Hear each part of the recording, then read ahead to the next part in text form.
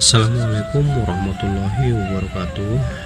Kali ini kita akan membicarakan tentang Kerajaan Mandailing. Keberadaan Mandailing bukan datang dengan sendirinya, tetapi mengalami suatu proses.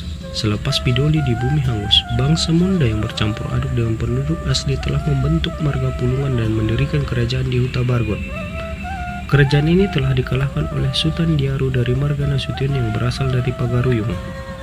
Sutan Diaru mendirikan kerajaan di Penyambungan dan memerintah seluruh Mandailing Godang. Oleh karena Sutan Diaru itu adalah seorang putra yang ditemui di bawah pokok beringin di tepi Aik Batanggadis, ibunya pula tidak diketahui, maka kerajaan tersebut dikenal sebagai Kerajaan Mandenan Hilang atau Ibu yang Hilang, dan akhirnya sebutan tersebut menjadi Mandailing mengikuti logat orang Minang. Dalam syair Negara Kertagama yang ditulis oleh Empu Prapanca tidak bisa dipisahkan dalam menelusuri Mandailing. Dengan adanya Mandailing merupakan bukti sejarah bahwa Mandailing menjadi perhitungan di Nusantara ini, sebab keberadaan Mandailing memang dijuluki sebagai wilayah yang kuat dan solid dalam peradabannya. Sebab nama Mandailing memang tidak ada duanya di Indonesia ini, unik dan misteri lagi. Dalam abad ke-14, sekitar tahun 1365, orang Mandailing memiliki peradaban yang maju sehingga menjadi perhitungan bagi raja-raja Jawa. Sebelum lahirnya Kerajaan Majapahit, Mandailing telah ada walau sebuah kampung yang dihuni oleh beberapa orang dengan rajanya, sehingga lama-kelamaan kerajaan ini menjadi besar dan lahirlah Kerajaan Majapahit yang memang besar dan kuat.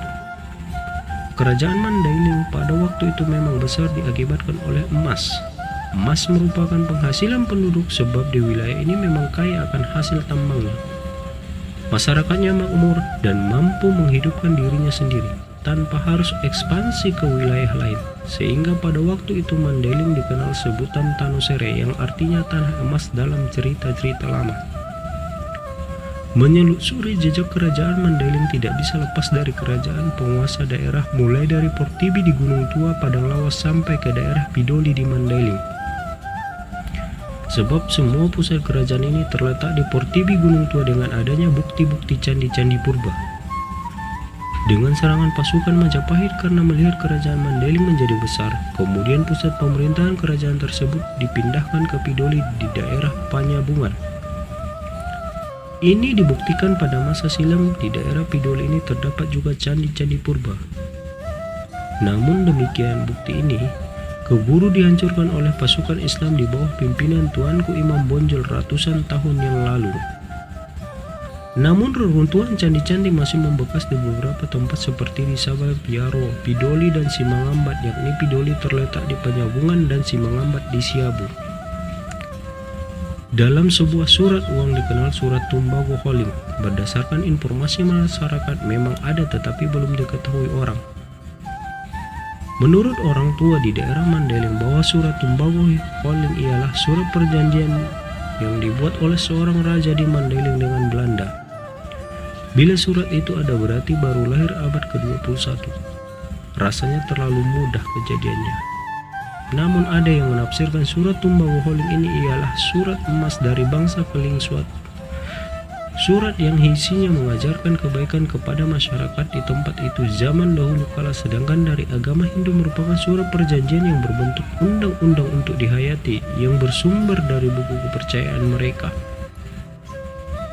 Kerajaan Majapahit datang atas perintah Hayam Wuruk. Terjadilah peperangan kecil. Pasukan raja-raja di tepian Batanggadis menghalau pasukan Majapahit. Mereka sama-sama kuat. Bagaimanapun kecilnya peperangan, kerugian di pihak rakyat pasti ada. Mereka berhamburan meninggalkan rumah mereka untuk menyelamatkan diri, bermukim di tempat yang aman. Orang-orang Munda sebagai pengungsi tidak terhindar dari gangguan ini. Mereka turut pindah ke tempat lain. Saat itu penduduk asli mereka kehilangan sejawat karir sebab selama ini mereka sering mendulang emas bersama-sama. Dari kisah hilangnya orang-orang Munda ini, seolah-olah mereka kehilangan. Mereka menyebut Munda hilang. Dan dari tahun ke tahun kata-kata Munda hilang menjadi Mandailing.